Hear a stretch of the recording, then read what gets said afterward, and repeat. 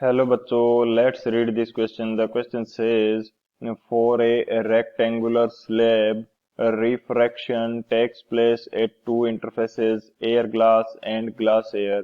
It is easily seen from figure that R1 is equal to I. The emergent ray is parallel to the incident ray and there is no deviation, but it does suffer lateral displacement with respect to the incident ray. If mu1 is equal to mu3, which is less than mu2, then which of the given relation is R correct? Option first, I is equal to E. Option second, R is not equal to R1. And option C, R is equal R1. Option D both A and C. तो इस question के अंदर हमें एक light of ray incident करी है एक slab के ऊपर जिसके लिए R1 क्या है, I के इक्वल, एंड हमें म्यू का रिलेशन गिवन है, तो जो गिवन ऑप्शंस है उनके लिए वैल्यू फाइंड आउट करनी है। तो बात करते हैं की कंसेप्ट की।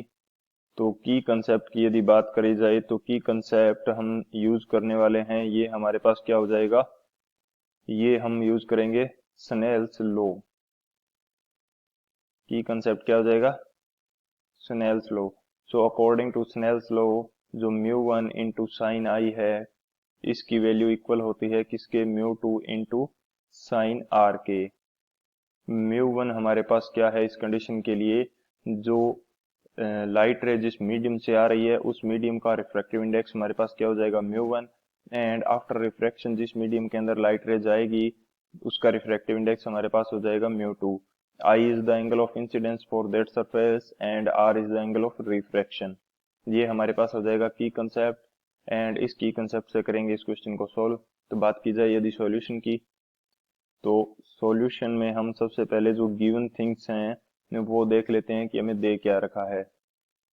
गिवन में हमें गिवन किया है कि जो एंगल R1 है, एंगल R1 इसकी वैल्यू किसके इक्वल है, ये हमारे पास इक्वल है I के, एंड म्यू का जो रिलेशन है उसके अंदर बोला गया है कि μ1 इक्वल है μ3 के, μ1 इक्वल है μ3 के, एंड ये दोनों लेस हैं किससे, μ2 से।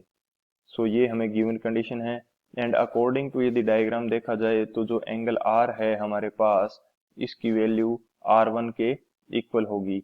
ऐसा क्यों होगा कि जो नॉर्मल है दोनों सरफेसेस के लिए ये एक दूसरे के पैरेलल हैं, एंड दो पैरेलल लाइंस को एक ऑब्लिक लाइन काट रही है, तो जो R एंगल है इसकी वैल्यू किसके इक्वल हो जाती है, R1 के।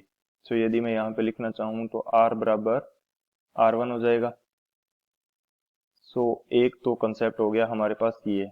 अब अप्लाई करते हैं Snell's law for second surface.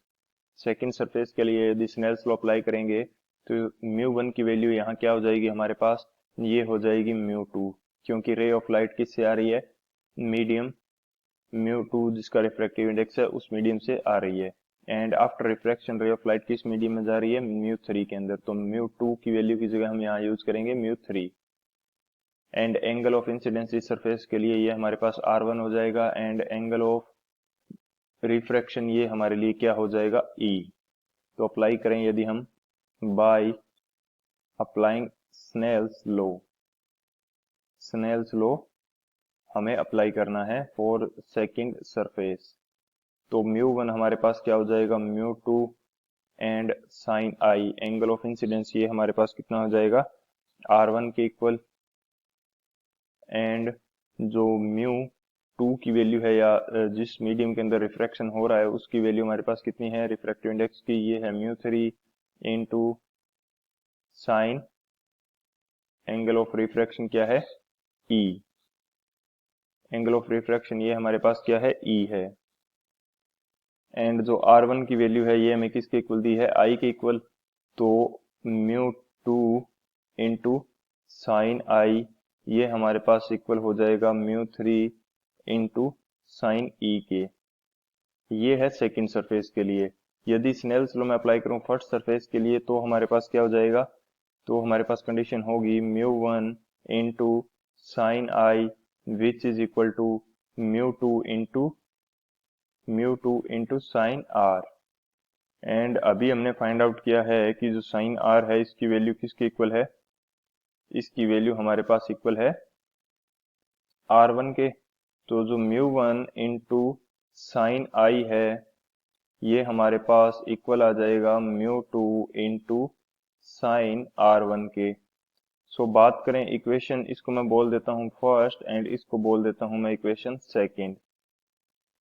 तो इक्वेशन फर्स्ट एंड सेकंड से हमारे पास क्या आ जाएगा, by equation first and second. तो यहाँ से यदि देखा जाए तो μ3 इंटू साइन ई, इसकी वैल्यू किसके इक्वल आ गई मेरे पास, ये इक्वल आ जाती है μ1 इंटू साइन आई के, μ1 इंटू साइन आई के। एंड हमें क्वेश्चन के अंदर गिवन है कि जो μ3 है इसकी वैल्यू μ1 के इक्वल है। तो हमारे पास कंडीशन क्या हो जाएगी कि मैं μ3 की जगह क्या यूज कर सकता हूँ, μ1 into sine E which is equal to μ1 into sine I. तो यहाँ से μ1 कैंसिल हो जाएगा, साइन ई इसकी वैल्यू इक्वल आ जाएगी साइन आई के। तो जो एंगल ऑफ इमरजेंस ई है ये किसके इक्वल आ जाएगा, आई के। ई की वैल्यू आई के इक्वल आ जाएगी। बात करते हैं ऑप्शंस की, तो कौन से ऑप्शन हमारे पास करेक्ट हो जाएंगे। जो फर्स्ट ऑप्शन है I is equal to E, ये हमारे पास करेक्ट हो जाएगा। Option B R is not equal to R1, तो ये हमारे पास गलत हो जाएगा क्योंकि R is equal to R1 है। जो ऑप्शन सी दिया है R is equal to R1, ये हमारा करेक्ट हो जाएगा। And option D both A and C, ये हमारा करेक्ट हो जाएगा। So option D is the final answer. I hope you understood it well. Best of luck. Thank you.